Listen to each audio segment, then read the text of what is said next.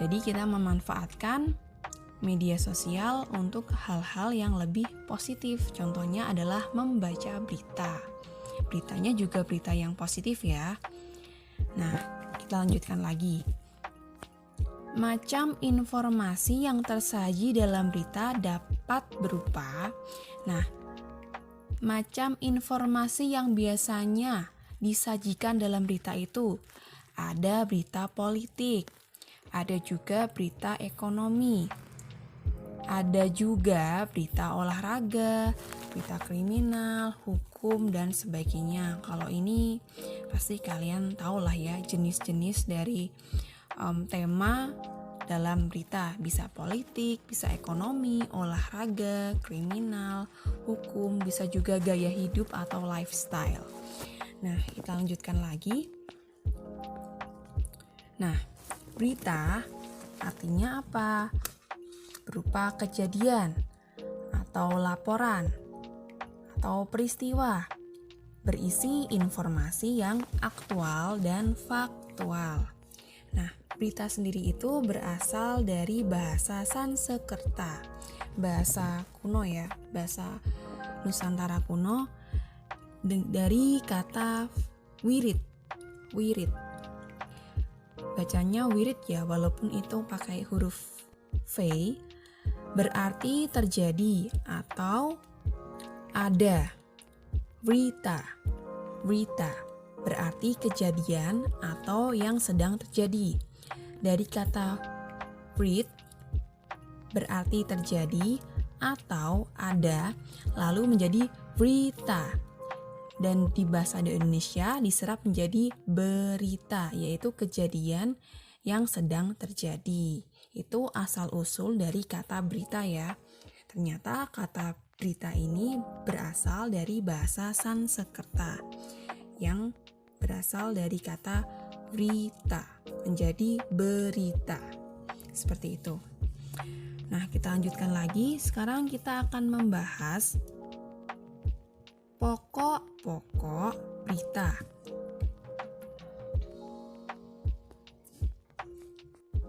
Sekarang kita akan membahas pokok-pokok berita yang meliputi unsur informasi. Untuk menyimpulkan isi berita, perlu memahami pokok-pokok berita. Karena pokok berita ini merupakan hal yang penting dari sebuah berita. Ibaratnya adalah pokok berita itu sebagai kerangka untuk bentuk yang namanya berita. Nah, pokok berita itu kita sebutnya itu istilahnya adalah unsur-unsur berita. Nah, unsur berita ini sering kita kenal menjadi istilah 5W plus 1H. Ada 6 ya, ada 6 pokok berita atau unsur berita yang bisa kita analisis. Yang pertama adalah what, apa yang diberitakan, artinya. Lalu yang kedua adalah who, artinya siapa saja yang diberitakan, yang terlibat dalam berita tersebut. Yang ketiga adalah where, yaitu di mana peristiwa tersebut terjadi. Lalu yang keempat adalah when, artinya apa? Kapan peristiwa itu terjadi. Yang kelima ada unsur why. Why adalah mengapa peristiwa tersebut terjadi. Dan yang terakhir, yang keenam adalah how, artinya adalah bagaimana akhir dari peristiwa tersebut. Nah, itu tadi adalah keenam dari unsur atau pokok berita. Sekarang kita akan mencoba belajar menemukan unsur-unsur dari berita. Nah, di sini ada cuplikan video berita dari Kota Jepara ya yang diliput di TV One News. Nah, kita bisa simak videonya. Kita lihat bersama-sama. Pastikan kalian juga menyimak video ini ya. Nah, untuk mempersingkat waktu, jadi langsung saya skip saja videonya. Kita langsung ke pembahasan supaya lebih cepat ya. Kita harus ingat durasi harus kita persingkat. Nah, kita belajar menemukan unsur berita. Nah, unsur yang kita temukan yang pertama adalah what. Apa yang disampaikan di berita ini? Jadi, di berita ini diinformasikan warga Jepara yang masih melakukan aktivitas jual beli di pasar di tengah wabah COVID-19 atau corona. Dan unsur yang kedua adalah who. Siapa yang nekat berbelanja di tengah pandemi COVID-19? Siapa lagi kalau bukan warga Jepara, yaitu para pembeli yang ada di pasar. Ketiga adalah where. Di mana peristiwa itu terjadi? Peristiwanya ya di Jepara, di pasar Kabupaten Jepara ya. Entah mungkin itu di Pasar Ratu, atau mungkin di Pasar Mayong, atau mungkin di Pasar Kalinyamatan. Itu tadi tidak terlalu jelas ya itu pasarnya di mana. Oke, kita lanjutkan. Unsur yang keempat, pokok berita yang keempat adalah when. Kapan peristiwa itu terjadi? Nah, peristiwa itu terjadi tanggal 5 April 2020 ya, sudah 3 bulan yang lalu. Lalu yang kelima adalah unsurnya yaitu why. Mengapa warga masih berbelanja di pasar? Warga di sini mengaku kalau mereka harus ke pasar untuk memenuhi kebutuhan pokok mereka, kebutuhan bahan pokok ya.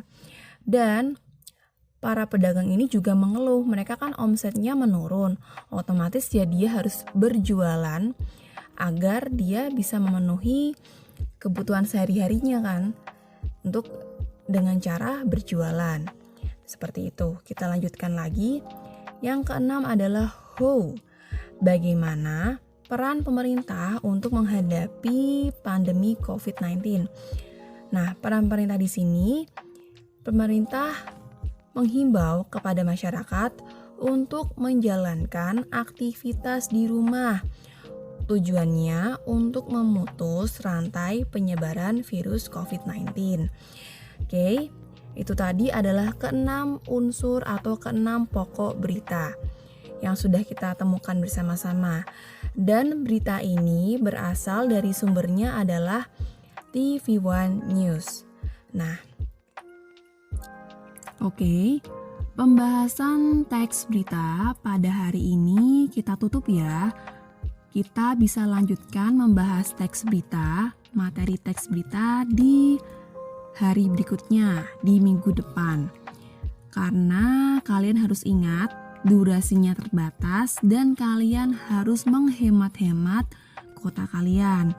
Dan sebelum Bu Nisa tutup pembelajaran hari ini, saya berpesan kepada kalian semua untuk selalu menjaga kesehatan kalian supaya terhindar dari virus COVID-19. Kalian yang pertama harus sering-sering cuci tangan, pakai sabun ya, dan gunakan masker saat kalian keluar rumah atau berpergian. Selain itu, kalian juga harus jaga konsumsi makanan kalian. Paling tidak makanannya itu gizinya harus seimbang, harus makan buah dan juga makan sayur-sayuran. Selain itu, kalian juga harus berolahraga. Ya, kalau misalkan olahraganya itu bersepeda, ya kalian harus gunakan masker. Selain itu, kalian juga harus istirahat yang cukup. Waktu tidurnya harus cukup. Minimal kan 8 jam ya, kalau tidur dalam seharian. Lalu, kalian selain itu kalau mungkin tiba-tiba batuk atau pilek, atau mungkin demam, kalian harus segera periksa ke dokter ya supaya segera diobati. Oke, itu tadi pesan dari saya. Sekarang pembelajarannya saya tutup. Mohon maaf mungkin kalau ada kata-kata saya yang kurang berkenan. Mohon maaf. Billahi taufiq wal hidayah. Wassalamualaikum warahmatullahi wabarakatuh.